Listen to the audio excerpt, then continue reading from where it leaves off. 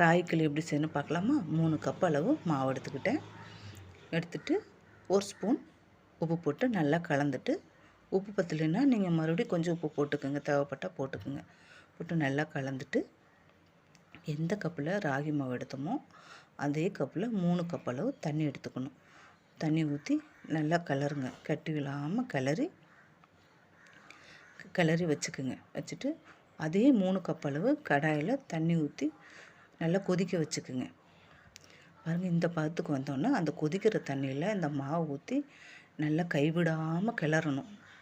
கிளற தான் கட்டி விழாது. கிளறிட்டே இருந்தீங்கன்னா நல்லா கட்டியான பதத்துக்கு வரும். இந்த மாதிரி பதத்துக்கு வந்தோடனே பாருங்கள், மாவு நல்லா வெந்த வாசம் வரும், உங்களுக்கே தெரியும். இந்த மாதிரி பதத்துக்கு வந்தோன்னே ஒரு 5 நிமிஷம் மூடி போட்டு அப்படியே வச்சுருங்க. கையில் தண்ணி தொட்டிங்கன்னா கையில் ஒட்டாமல் வந்தோன்னா மாவு நல்லா வெந்துருச்சுன்னு அர்த்தம். ஒரு குண்டானில் தண்ணி ஊற்றி நல்லா தொடச்சிட்டு அப்படியே கவுத்தி போட்டு எடுத்தால் சூப்பரான ராகி களி ரெடி. இதுக்கு தொட்டுக்க வேர்க்கடலை சட்னி சொல்லவா வேணும்? சூப்பர் டேஸ்ட்டாக இருக்கும். இந்த மாதிரி நீங்களும் ட்ரை பண்ணி பாருங்கள். என் சேனலுக்கு சப்ஸ்கிரைப் பண்ணுங்கள்.